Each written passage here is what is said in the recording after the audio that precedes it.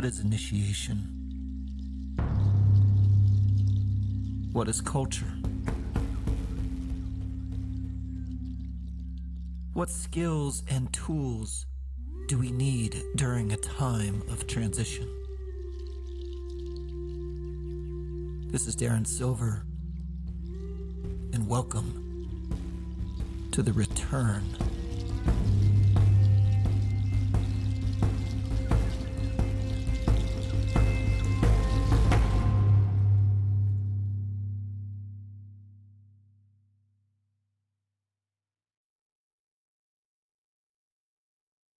Welcome, everybody, to the Return podcast. Today we have Pat Miller on, teacher at Wilderness Fusion, amongst many other things.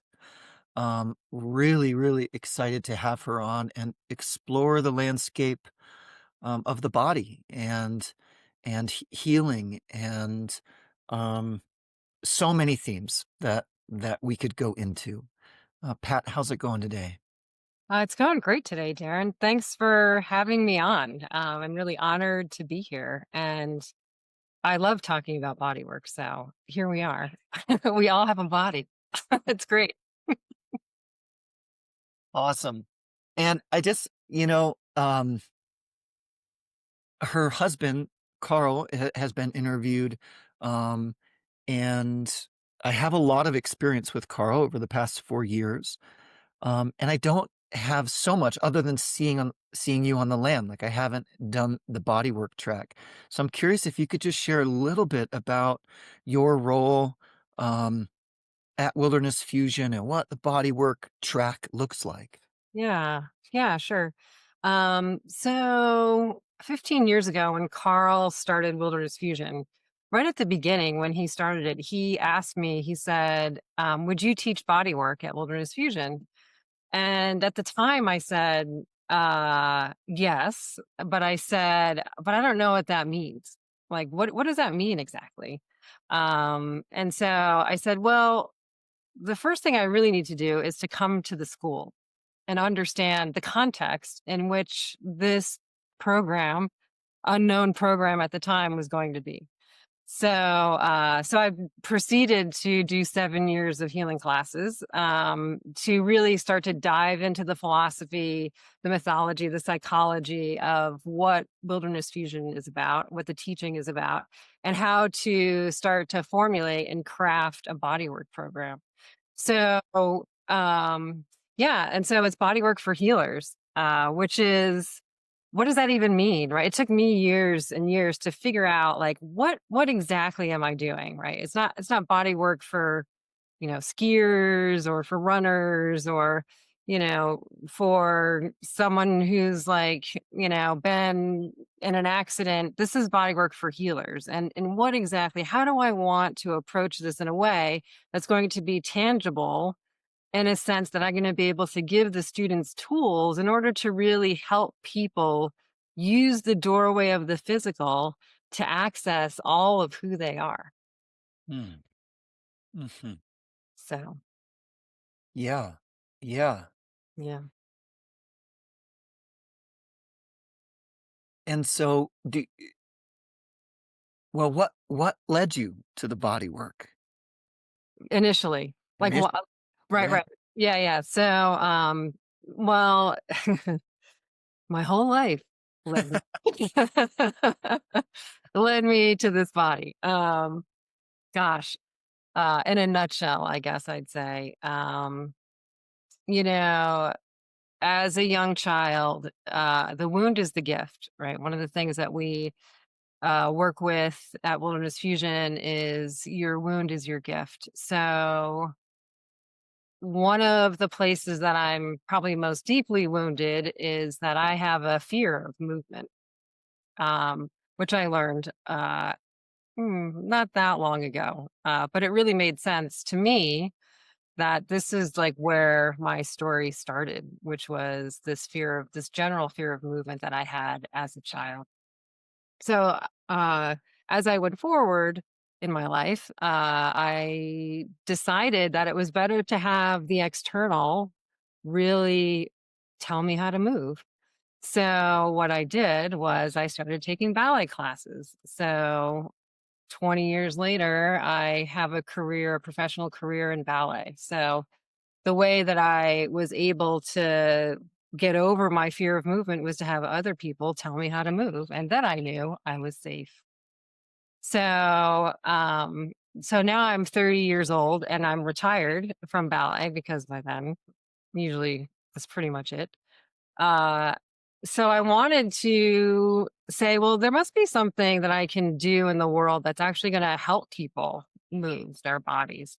Mm, So I really got interested in Pilates. Right out of ballet, I started teaching Pilates. So for about 23 years, I taught Pilates and gyrotonic, and had a studio in New York, where I would mostly work one on one with people, and to help them move their bodies. Because at first, I would say, like, oh, well, like, we're just going to do the hundreds. And then they would say, well, I can't lift my head. And I was like, "Well, why not?" Because this is like I'm trained to like they tell me to jump, I say how high. And when someone like can't pick their head up, I'm like, "Well, why can't you lift your head? What's the problem?"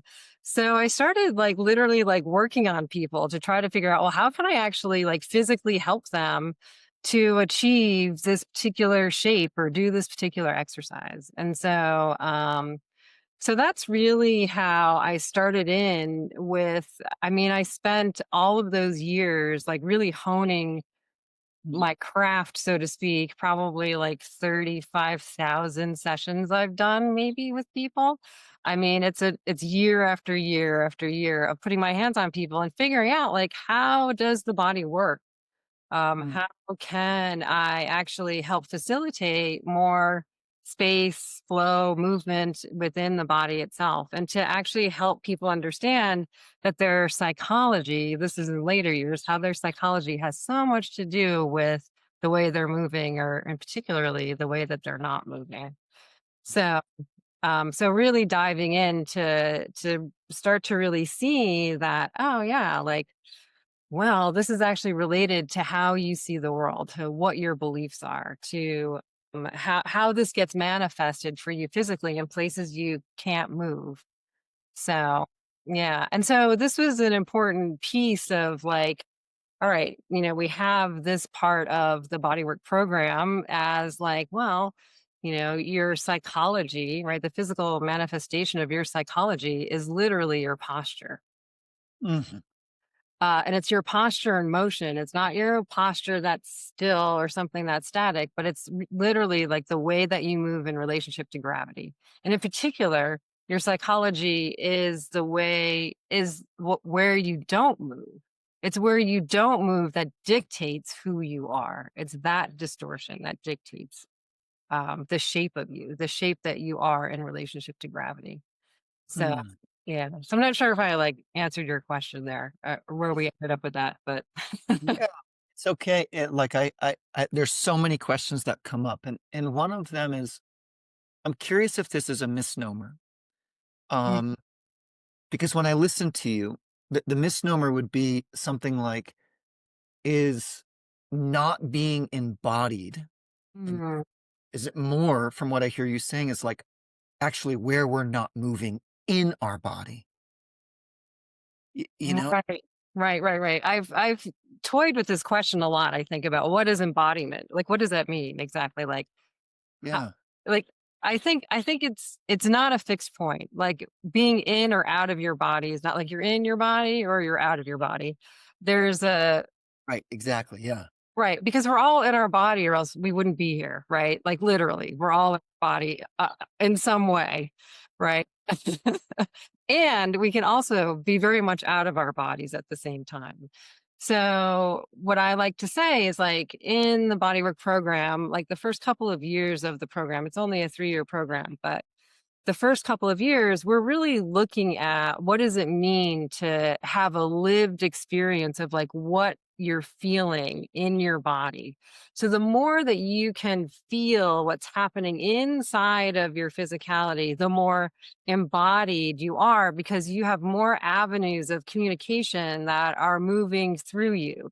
So you're giving and receiving communication within the body itself when you're able to really make that contact with your physicality. And so, the more that you practice that, the more naturally embodied you're going to be. But it's not anything that's like right now, if we were to do some things on the floor and breathing, we would feel more embodied than we do just speaking right now. So it's a living, breathing. The thing with the body is that it's this present moment. It's what's happening right now in this very present moment. We're not talking about something in the past or something in the future or what's going on. We're saying what's happening like right now. And it's that lived experience of what's happening right now is like how embodied you are. Like, what is this communication that you're getting from your body in this very moment? Like, what are you feeling? And a lot of times it's hard to, especially like we're like in this sort of process of I'm talking to you and you're talking to me.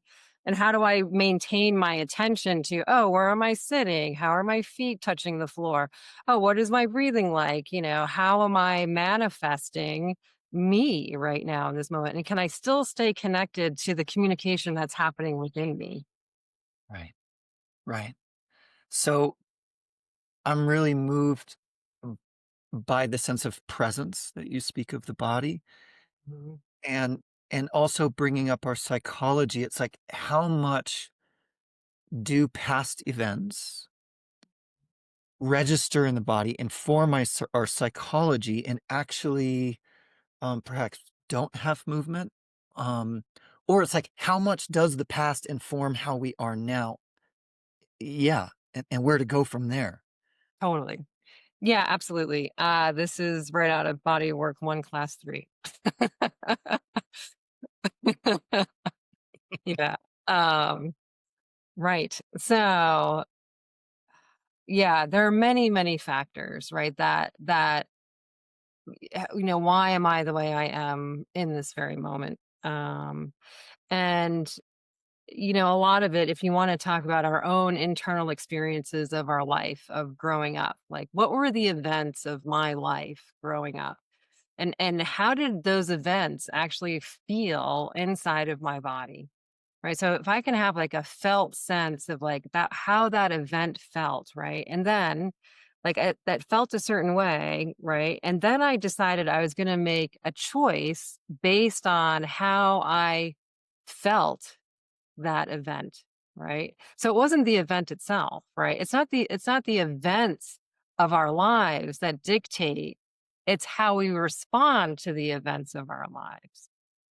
And it's that feeling that then we decide that we're going to make a choice based on how that event felt, right? That starts to say, as we talk about in wilderness fusion, like your images, right? Like, oh, how is this manifesting as a pattern, right? Oh, like I'm just not enough, and I can see it here again. And like I missed the bus again. Oh, I just couldn't get my act together to get outside. I'm just not enough. So like those messages keep formulating the person that I am today, potentially, right? And I think what's key about this really is the fact that it's not the events. It's not the events at all. It's how we perceived the events. So what we're talking about is a perception here. Uh, Mhm. and so when you're talking about perception, it's the same thing in our physicality. Like sometimes it's like bizarre to think that our physicality is a perception, but it totally is. It's our perception of how we relate to gravity, right? It's really like our perception of standing up, which is what creates our alignment, our uprightedness, right? So it has nothing to do with how we stand up. The way that we stand is absolutely a perception of how we perceive gravity. Mm. Hmm. When I'm guiding, most of my work in teaching is in the context of a vision quest or guiding. Mhm. Mm. And I'll often talk about the moments when communication occurs. And I'm not quite sure how wilderness fusion defines perception, but how I've always defined, not always, but the last 5 or 6 years is like, let's say we're in a forest and all of a sudden that one tree is present for us, is obviously communicating. And how I describe that is perception occurs because what we're seeing is simultaneously seeing us. Hmm. And Hmm. there's something about perception with the body that I hear you saying is that there's a communication that's happening. Mm, mhm. Yeah. Yeah. Mhm. Right. Like, how does it It's similar. yeah, I'm thinking like yeah, like what are you perceiving on the external that brings your awareness to perhaps your own internal? uh, is what I think I hear you saying. And how do we resonate? How do we resonate with the world around us? And how do we want to? I think that that's ultimately like where we're headed. Like, do we have a choice in that?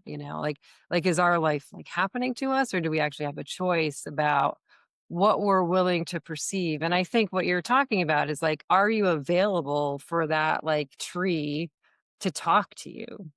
Are you really available for that communication? Um, you know Yeah. And if it's like on our in our body of like, wow, I'm making contact with my shoulder. Let's Mhm. just say, for example, it's not the case for me, but my shoulder was tight or injured. That all of a sudden, if I make contact with the movements of my shoulder, that all of a sudden a dialogue begins to happen.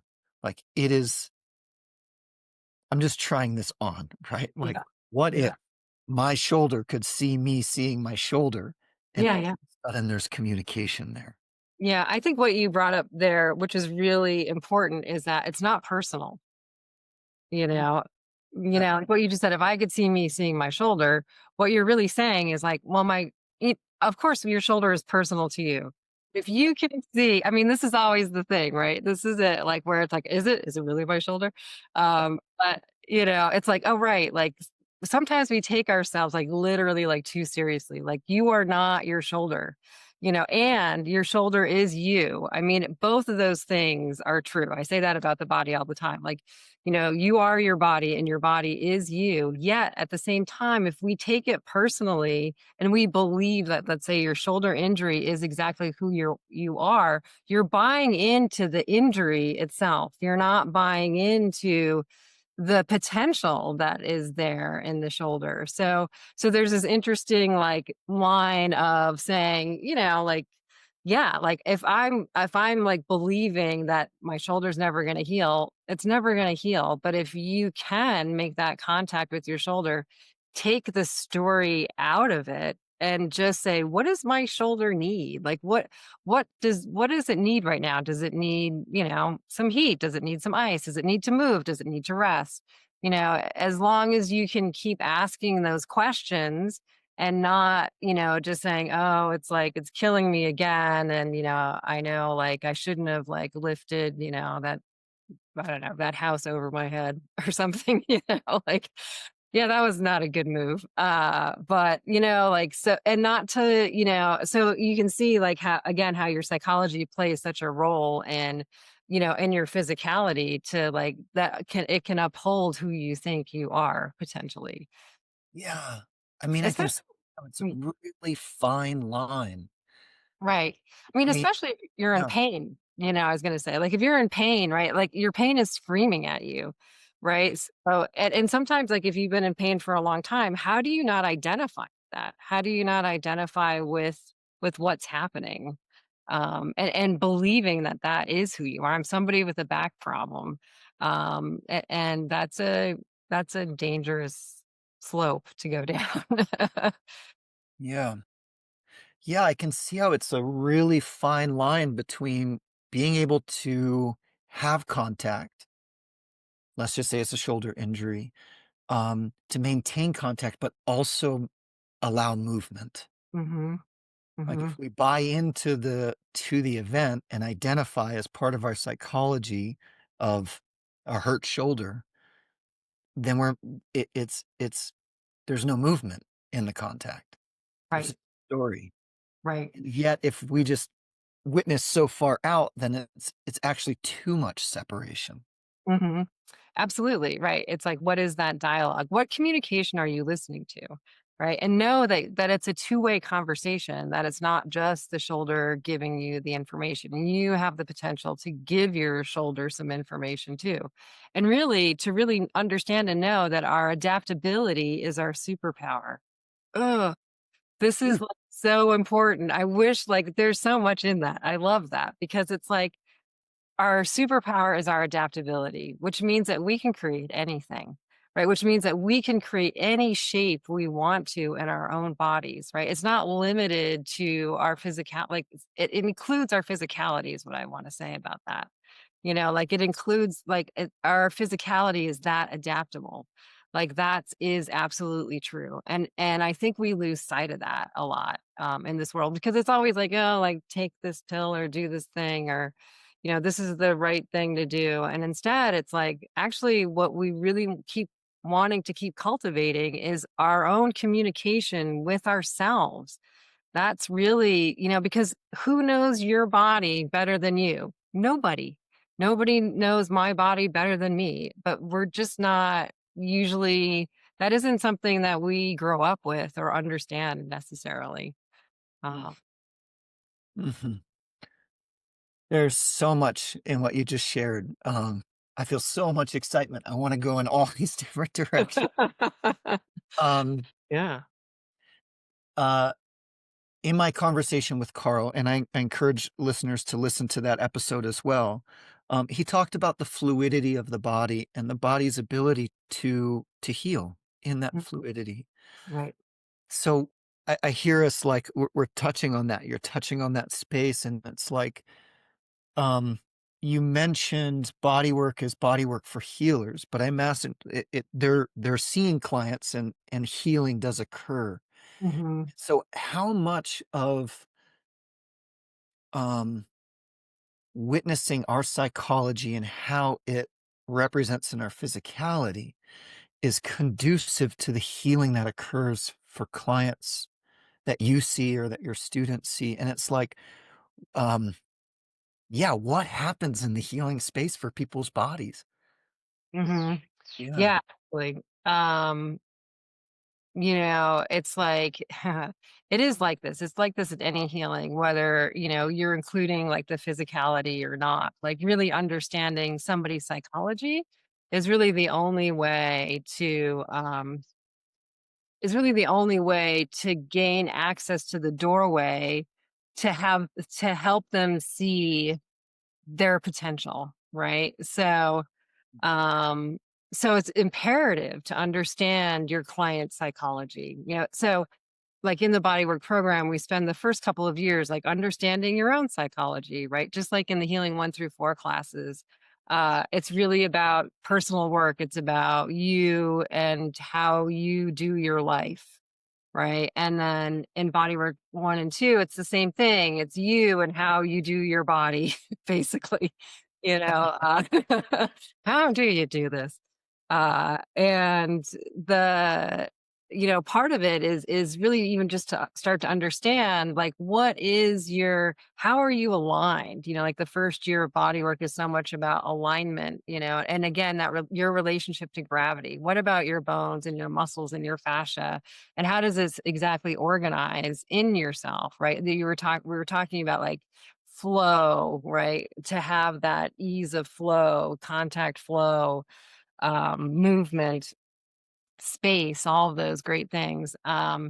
And then in the second year of the program, we really dive heavily into your nervous system. And so, can you really tune your instrument in a way that you're able to really respond? Not unlike the work of healing too, but in your nervous, like literally in your physicality. So, really starting to understand like how are you exactly wired, what is this for you, how can you help to keep regulating your nervous system in a way that you're able to respond, that there's variability within your nervous system, that you're just not on one channel all the time, which Mm. which again, our world tends to like to be a little bit hijacked and focused vision and all that kind of stuff. Um, so those are important like pieces in a sense of starting to like understand your psychology, like not in a from a physical place, with like the bones and the muscles and the fascia, with the nervous system. And then, yeah, the third year of the program is all about like psychology and really is all about, the students see clients and the whole year is based on like, how do you create place? How do you create place inside of yourself so you can create place outside of yourself? So the clients can step into the place that you've created so that then you can start to navigate that territory. So, in other words, in order to really navigate that territory between like you and your client, you're going to have to know their psychology well enough so you can shift and change the context to, help them see a different perspective. Yeah. So, yeah. Yeah. In my experience, the way wilderness fusion uses the word psychology is a little bit different than perhaps um, it's used kind of generally speaking. And Mhm. so if you could, like, just share a little bit about what you mean by one's psychology. Yeah, yeah. Well, wilderness fusion, we say your psychology is the difference between your internal and the external. So what is that difference, right? And for most of us, how we've learned to live a life, it's kind of been the fact that we just see what's happening around us and we go, okay, I'm going to sort of assimilate and try to figure out how to navigate this territory. So, as opposed to saying, well, I am a place of my own, and how can I really understand what's happening with me on the inside so that I can really say that I have influence or I have a say over this particular context of what's happening. So, yeah. So, when we do our primal psychology classes, which actually we were just working on this morning, Carl, Bill, and myself, Carl really represents the like how does your psychology like create the world around you, like the world in which you live in, and Bill is like, how does your psychology, relate to how you leave a footprint in the ground, right? So your track. So Bill is the tracker, and so it's, how do you what track are you leaving behind? Right. Mm, So you can look at someone's footprint in the sand and read their psychology in that moment, but it's something that's already happened, right? Because you're looking at a past event, they've already left the track, right? Carl's talking about what are you manifesting in your life? And I get to play the role of the body and being in this very present moment again. Like, what can we do now with every inhale and every exhale to be able to say, like, oh, I have an opportunity moment to moment to be able to shift and change anything I want to if I have enough awareness of what I'm doing and how I'm doing that. mhm, mhm. So it's an interesting thing. I always say, if you really want to understand someone's psychology from a physical standpoint is feel how they breathe. Like, how a person breathes is exactly how they do relationship, is exactly how they manifest as who they are in the world. What is the inhale like? What is the exhale like? What are the pauses like? Are there any? It's a brilliant, fast way to be able to access someone's psychology by just feeling their breath, just like Bill does like in the track. He can see it in the track so clearly, by connecting to your breath, even for yourself, brings you back to you, right? Like if we can connect to our breath in this very moment, oh, I remember like I'm here. And you're there. And so that's just an important tool that we use to keep like coming back to ourselves. And I think that's, when we're talking about like psychology or um, embodiment, like what are the tools that we really use in bodywork class to remind ourselves that we have a choice in our own psychology is by coming back to ourselves again and again. And that's either going to be like, oh, remember to breathe, right? So that it brings you like back in, right? Or oh, feeling your feet on the ground, right? So if you can take those moments to kind of like find that place where you can slow yourself down, then you're like, oh, right. Feel all of the potential that's here, all the possible choices I can go in this moment, Mhm. Mhm. which can help shift your psychology instantly. And and shifting the psychology then feeds back and shifts the physicality even more? Yeah, well, depending on, what you want to create, what do you want to create in this moment? But knowing that you have the choice to do that. Mhm. Mhm. Yeah. Yeah. Yeah. You brought up place, um, and I can totally trip out on, um, our internal being a landscape, um, and our relationship to the earth, and how our sedentary, boxed in life has perhaps altered our perception of our internal and the external. I mean, I can go off in, like, so many different directions, Right. um, about this, but you use the language of place, of becoming a place, Hmm. and, um, there's a kind of side question about, like, place or places within us, Hmm. Sure. and, like, in the form of body work in the context of night and what you bring, um, like, how does the earth live within us in a Hmm. way of the philosophy Hmm. that can inform our internal through a different form of perception perhaps or relationship that's a Right. little bit more ecological in a way. Hmm. Hmm. Yeah, I'd love to hear, like, your Yeah. thoughts You know, about this. yeah, I think what you're touching on is sort of, yeah, what I was kind of talking about, that how many of us actually see ourselves as a place, right? As a place of influence. I know for myself it took me like a really long time to understand that, oh, I am a place. Like I have a say, and what I have to say, I mean, is important, like whatever that means, right? Like I'm not saying, oh, what I have to say is so important, but what I'm saying is that I have an influence, and if I want to how do I want to influence people? How do I want to influence myself? How do I want to influence people?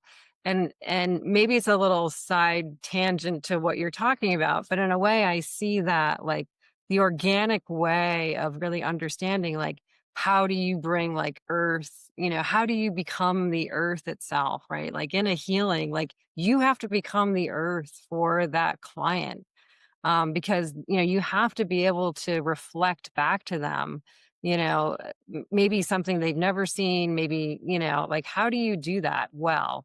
And so there is that whole aspect of saying like how do I tune my instrument, how do I want to occupy this place of me so I can become that earth for this client so that I can help them see something they've never seen before. And that's really important, and to really understand that you have an influence. And I think the work here at Wilderness Fusion is to say, like, understanding how you're influencing, because you're influencing whether you think you are or not.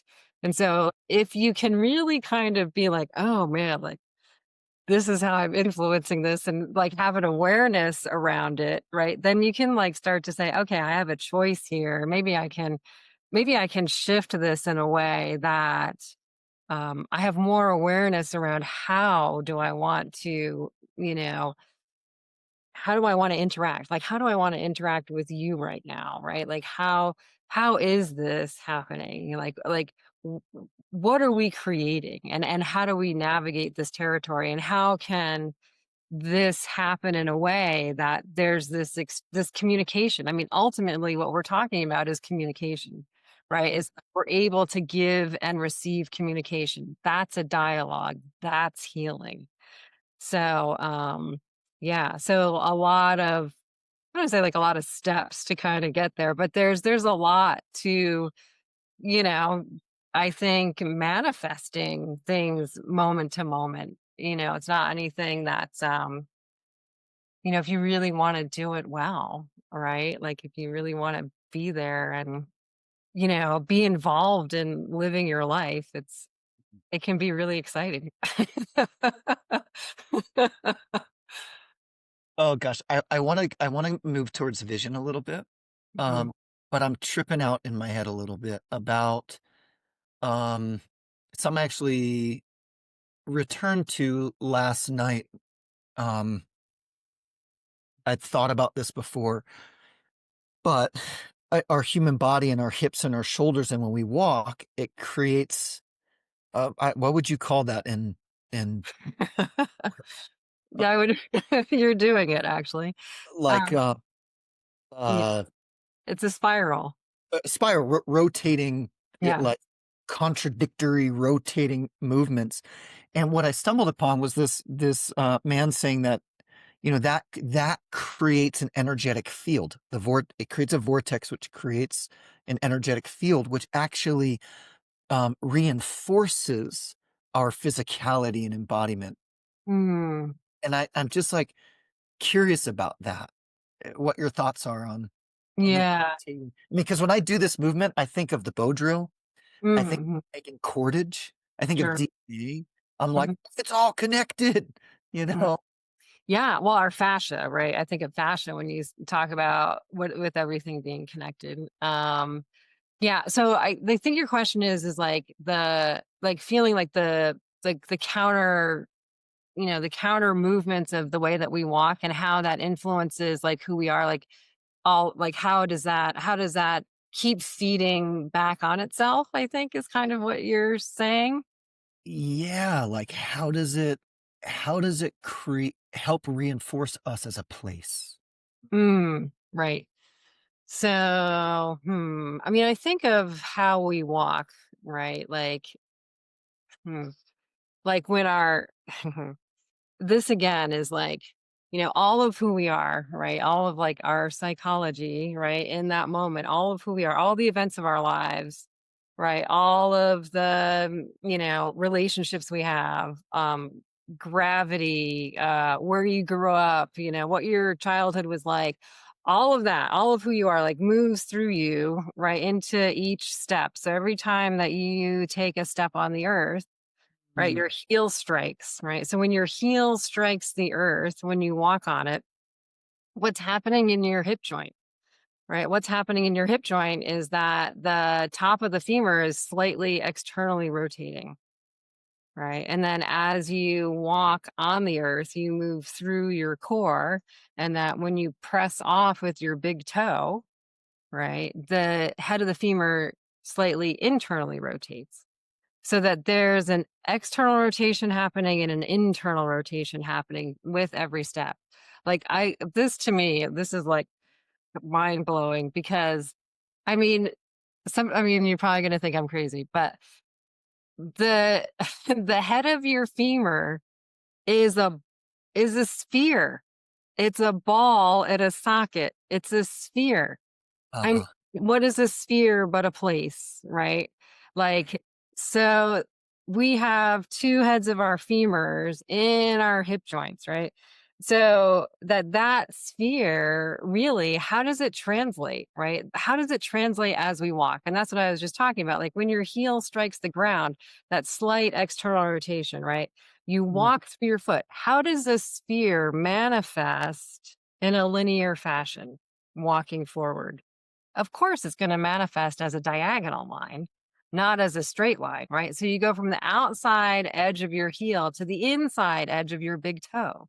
So there's a diagonal, line happening in the foot, right? So all of that potential within that sphere, right, is has to be moved through the leg down into the foot. We need 26 bones and 33 joints in each foot to accommodate for all of that potential that's in the sphere itself, right?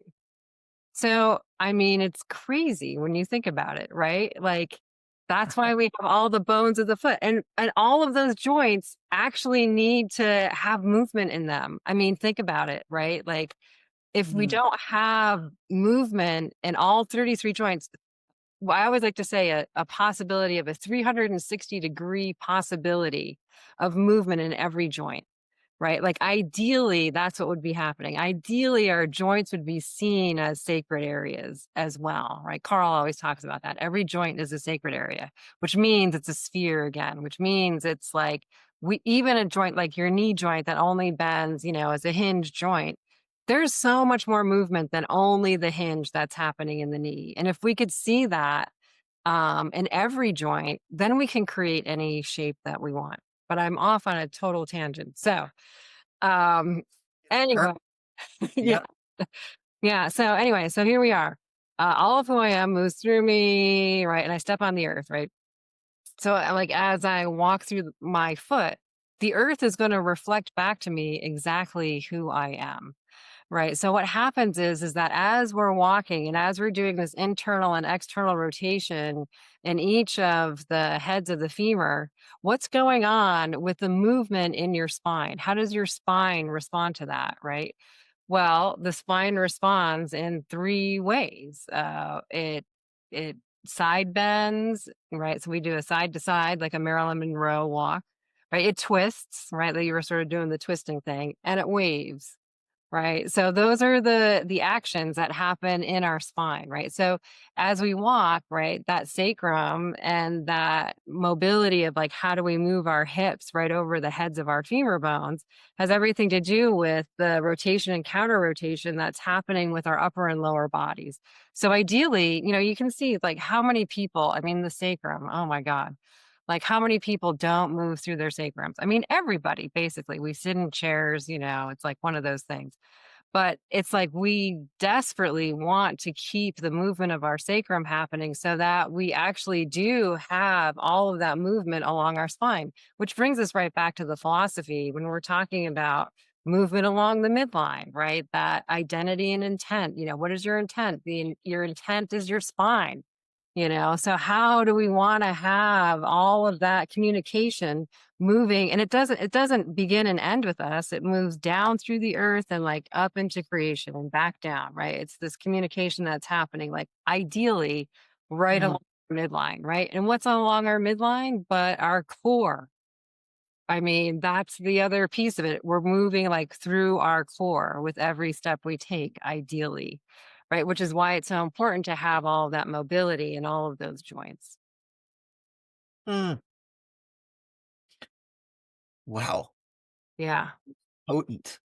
Yeah. Um, it's interesting you touched on intent because as I was preparing and wrote these notes, a question that I was going to ask is how does intent move through the body or register in the body?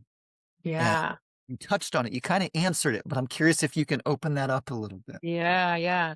I mean, I love identity and intent, right? Identity when we talk about identity, we're talking about like if we're looking at the sphere or if we're looking at the person, like who are you? Like when we're talking about your identity.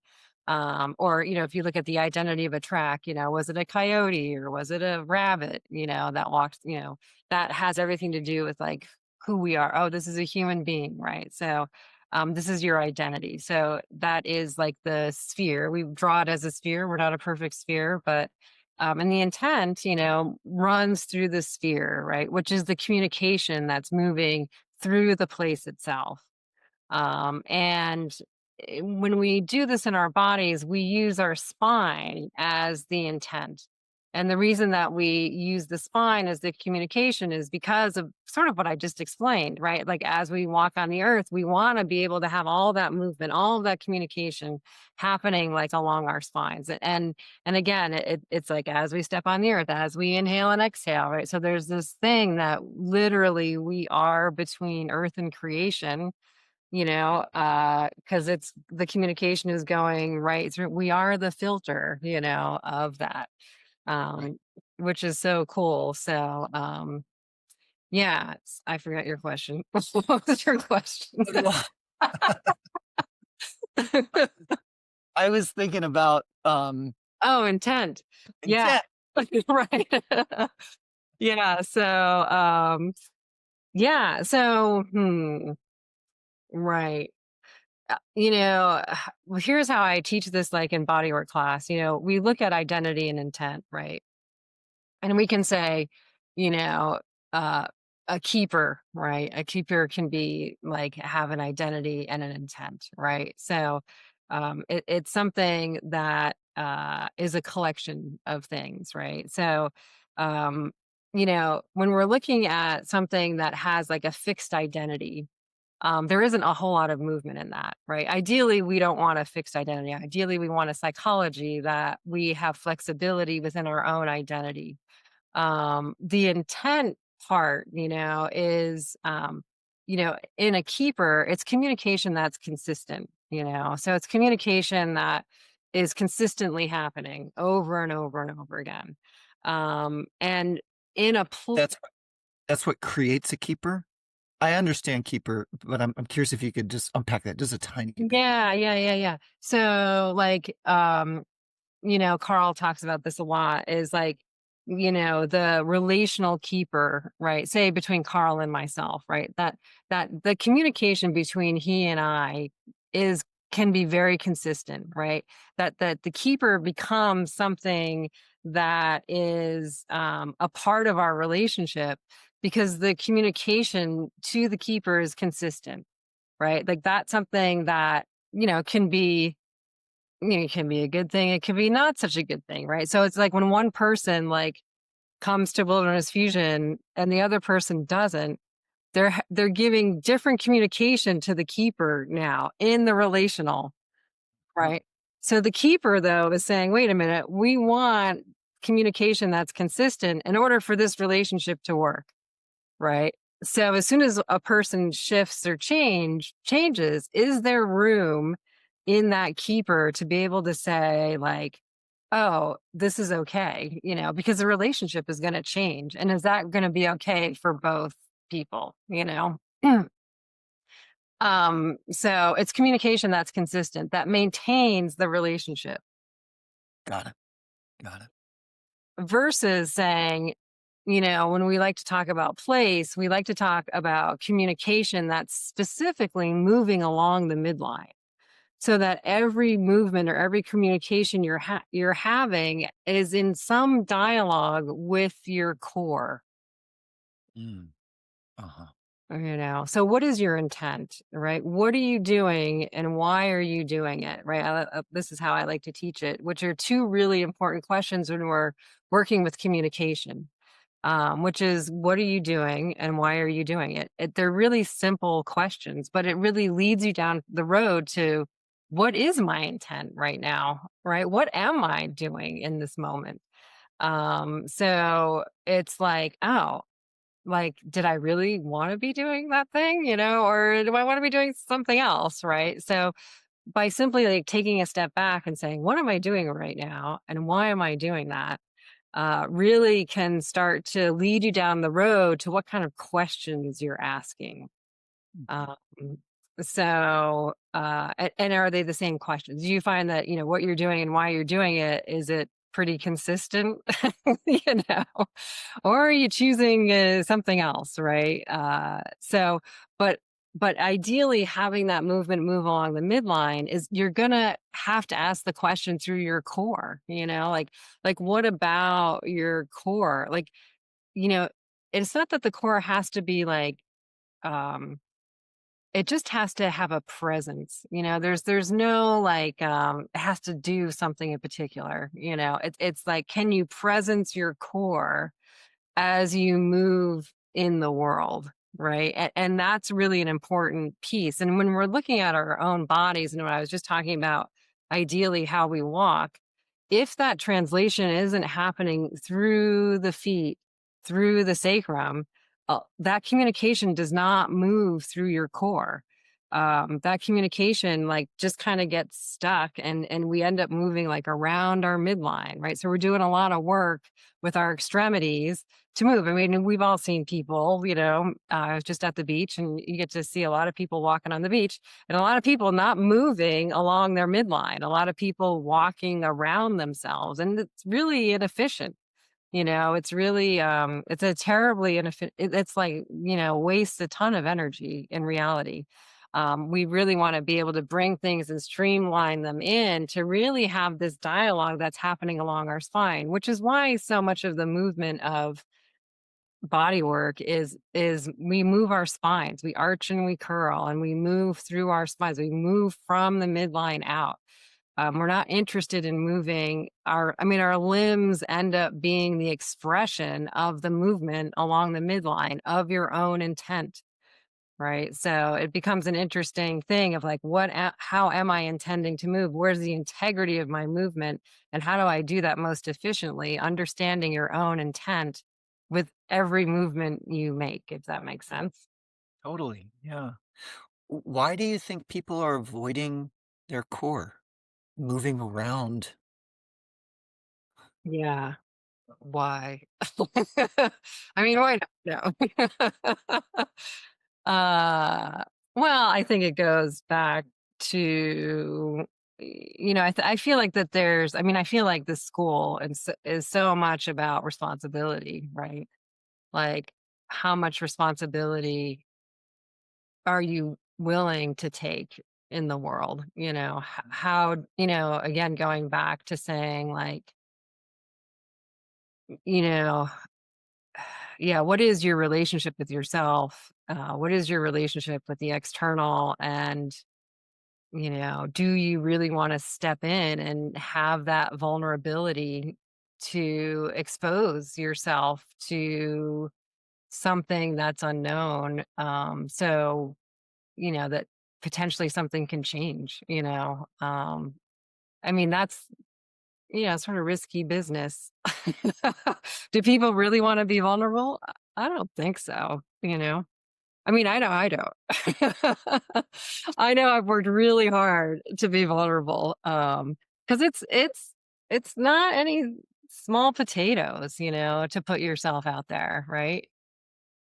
Yeah, yeah. Yeah. Hmm. And, I'd love to touch on, and I think I may have shared this, in my interview with Carl, and certainly touch on it a lot in my life. Um, I when I first studied with Tom, it's 21 years ago now. I mean, I was 20 years old. I was a, like, kid entirely. Um, and he inspired this quest for vision inside of me, Mm. uh, Mm. that is that I feel is core to the Nyasi philosophy. Mhm.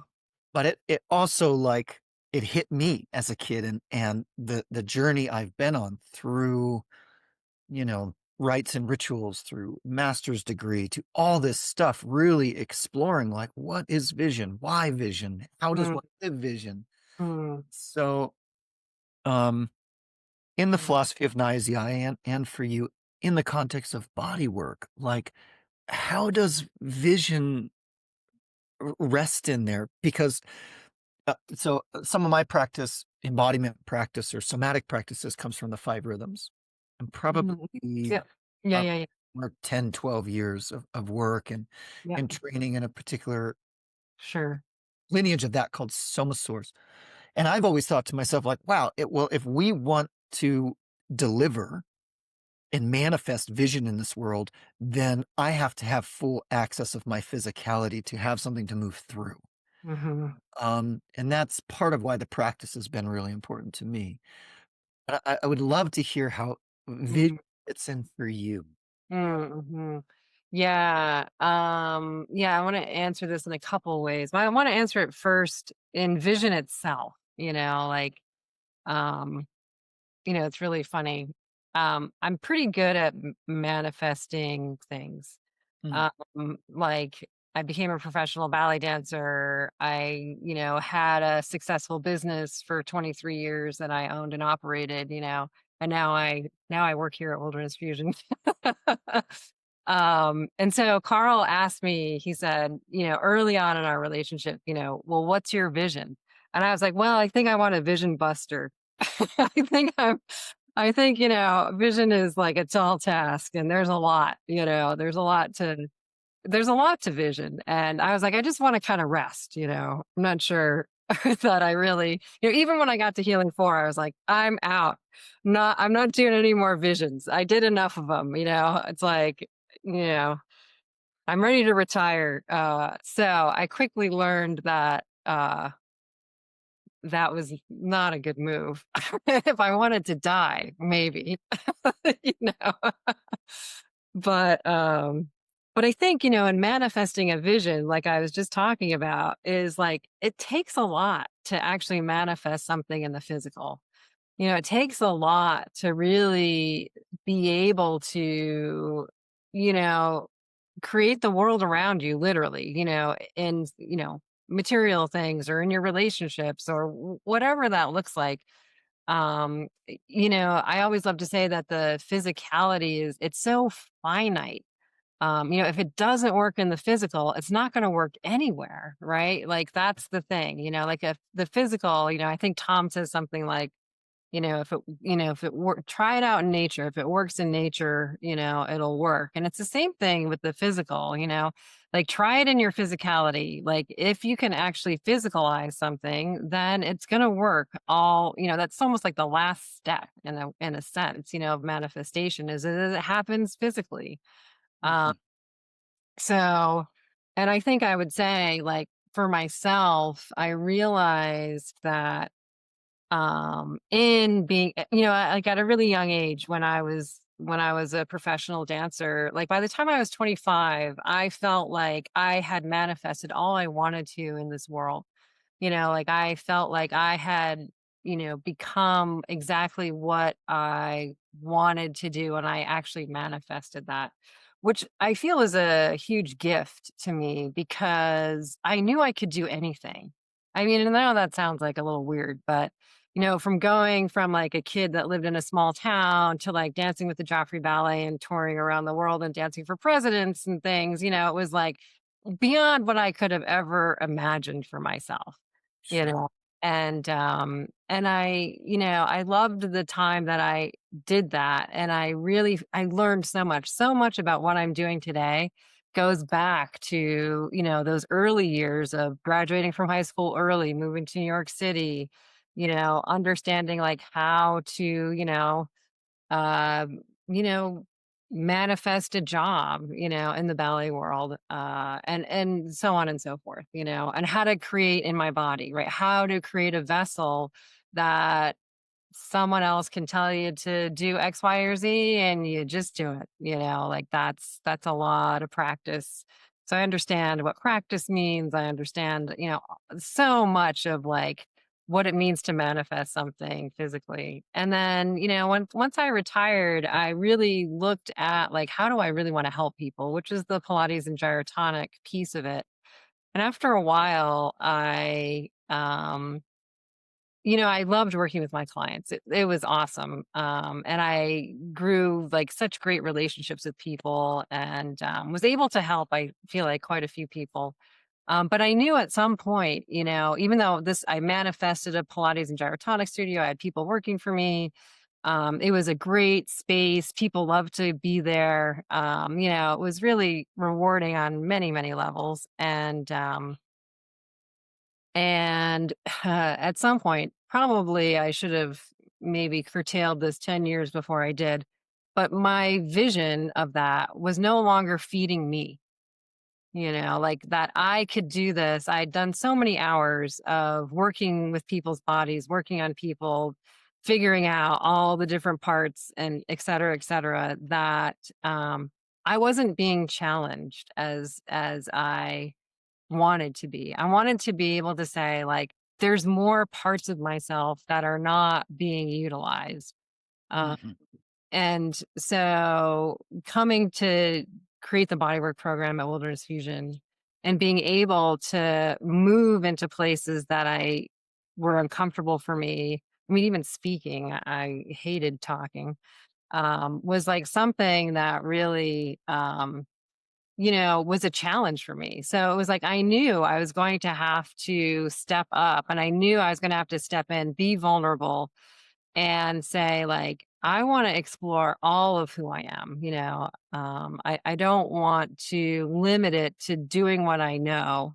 I've done this now long enough, and there's more to a person than their physicality. And I think the bodywork program really helped me see it and utilize parts of myself and have feedback from the students. The students are amazing, amazing, amazing students to see like where this work can go.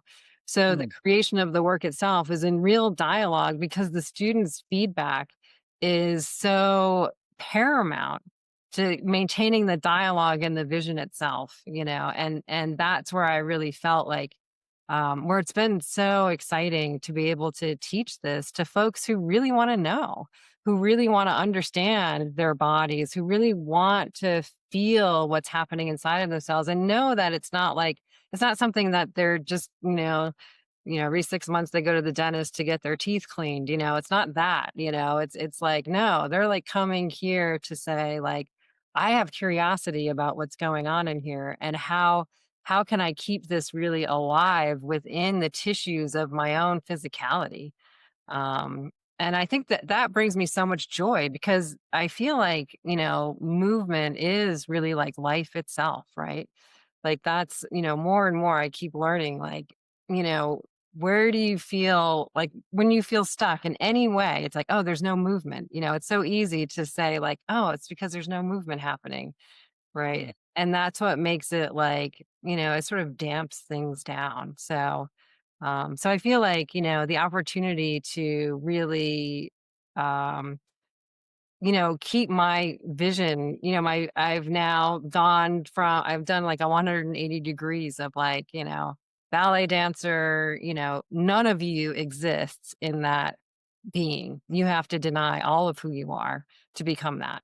Right. And to say, like, all right, 180 degrees later, you have to be all of who you are to manifest what we teach here, which is to say that I matter, right? And that I have a say and that, I have a vision and I want to share it with the world and I want to, really have that dialogue. It's not in spite of ourselves, it's because of ourselves.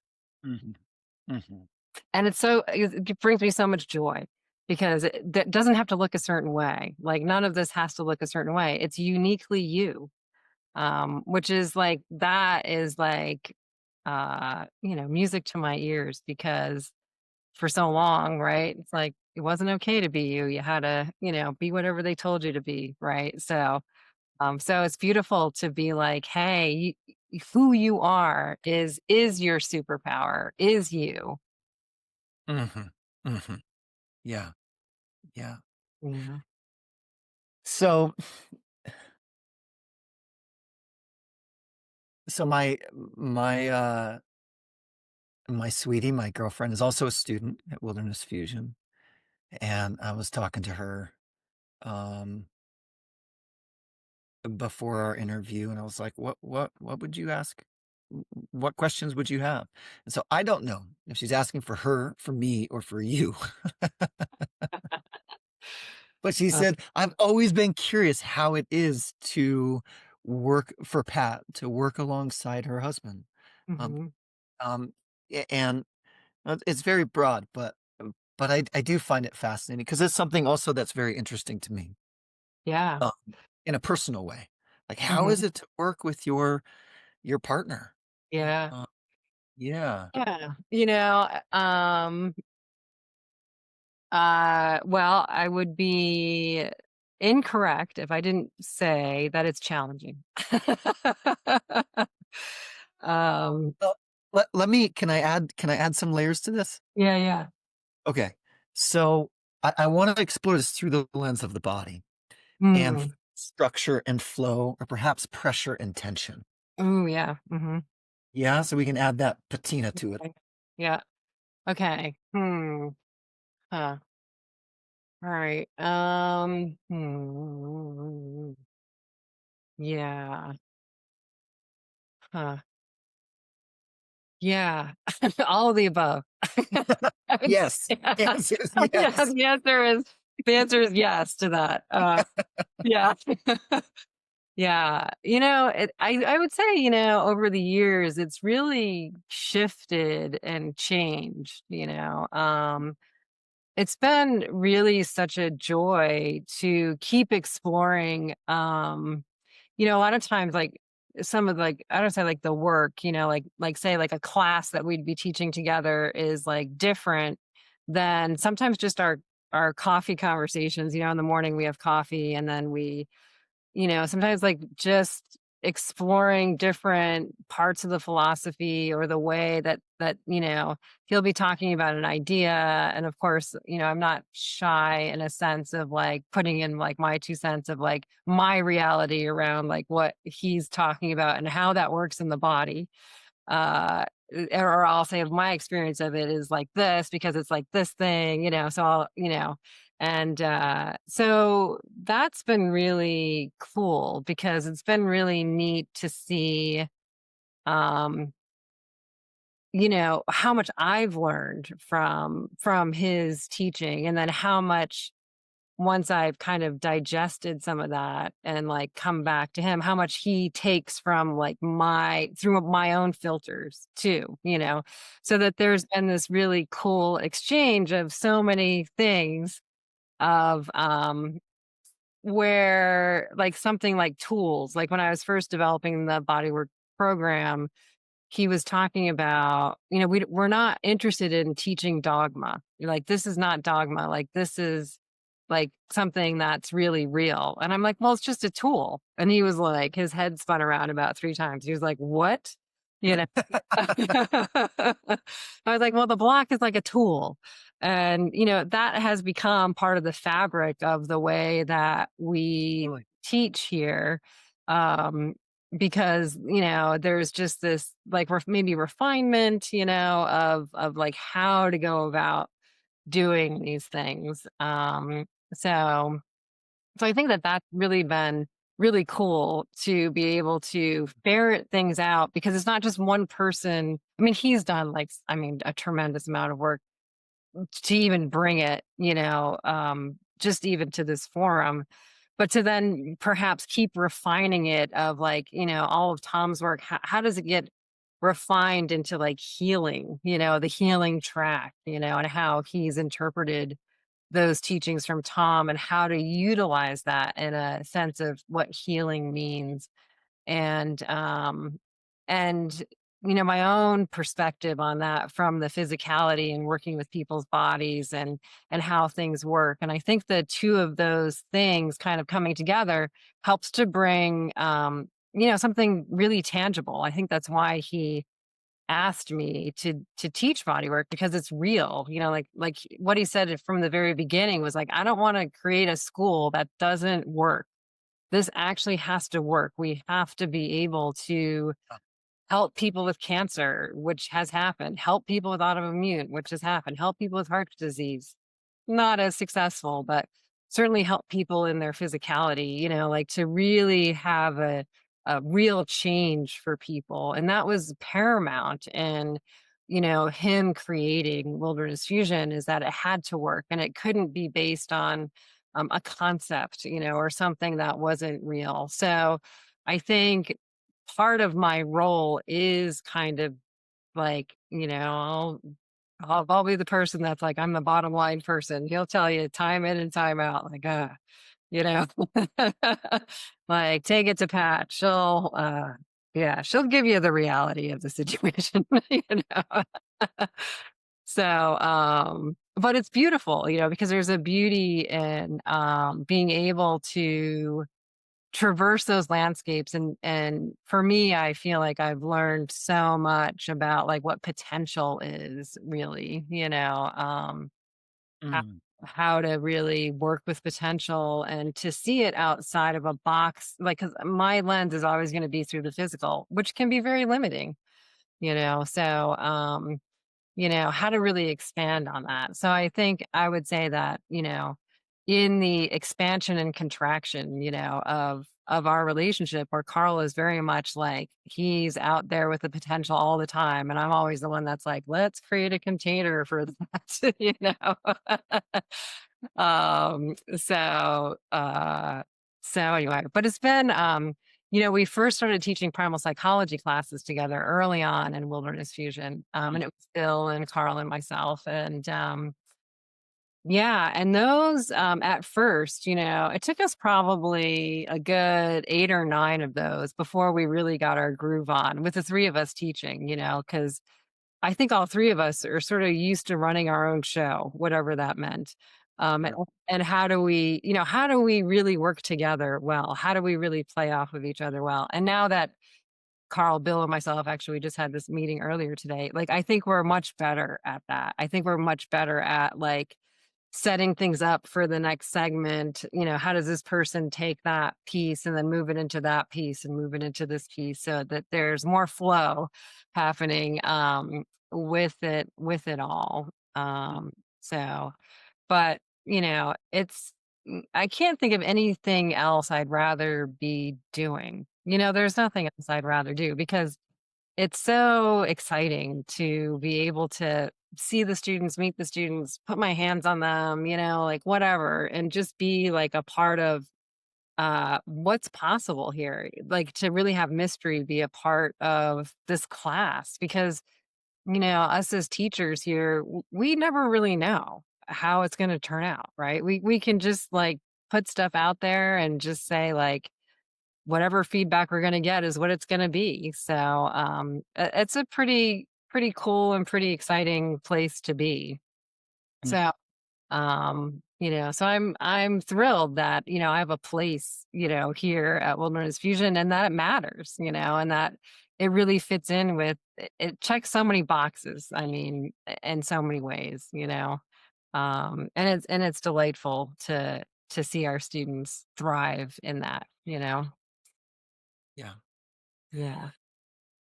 Yeah, I mean, the loudest thing I'm hearing is there's the space in teaching together in your, um, relationship to influence each other, Mm, mhm, a mhm. and then influence the ecology of wilderness fusion and the relationship and the self, and yeah, it's beautiful to hear. Yeah. Yeah. I mean, certainly like, living together, like being in relationship and running a business and teaching together, that it's hard to have wear all those hats all the time for sure. So we have to take time for just our relationship to be our relationship and not be centered around wilderness fusion, which it tends to be, because we're so purpose driven and it's our life. So but you know anyway, it's sometimes like separation of all those things is a really good thing. Yeah, right. Yeah. Not easy, but much needed. Yeah, yeah. Mhm. Well, Pat, I'm so grateful, for the time that you've created that we could have this conversation, for everything you've shared, um, to drop in together. Yeah. Lastly, like, there's Wilderness Fusion people can check out, but where can people learn more about you, about Bodywork? I don't know if you have Mm. private practice on the side where people can work with you, like, just share a little bit where people can learn more about what you're up to. Yeah, yeah. Thanks. Yeah, I mean, Wilderness Fusion, of course. I run the bodywork program there. Unfortunately, you can't take bodywork until you've been at least through the third class of Healing 2. It's just the way it's set up. But and I do have a private practice on the side that I do see clients. Probably the best way to get in touch with me would be My email is pat@wildernessfusion.com, and you can always shoot me an email, if you're interested in a session, and yeah, and besides that, I take care of a lot of the office things, and organizing, which, you know, if you need to get reimbursed for your airline ticket, just contact me. If you're a teacher here. So that's the other part of the job that I do around here. So Sure, sure. yeah. Yeah. But thank you. Thank you for having me on, and it was great fun to be able to really, this is my like first podcast. I'm so excited to have spent the time with you, and thank you for asking me. I feel honored. Yeah. Yeah, you bet. It was so exciting. So exciting. I felt like there was so many doorways, Mhm. opened up, and I hope that the listeners feel those doorways and that it inspires a lot of questions. Um, I'm left with more questions, and which is a Yeah. beautiful thing. Um, Yeah. so so Yeah. thanks. Yeah. Thank you, Darren. Yeah, I will see you really soon. Probably Excellent. in I don't know when it is. I don't know the date. Month and a half or something like that. I'll be Yeah, back in out. July. Yeah, July. Yeah, yeah, yeah. Yeah, Coming not too far out. All right. cool. I'll look forward to talking to you again soon. Okay. Bye-bye.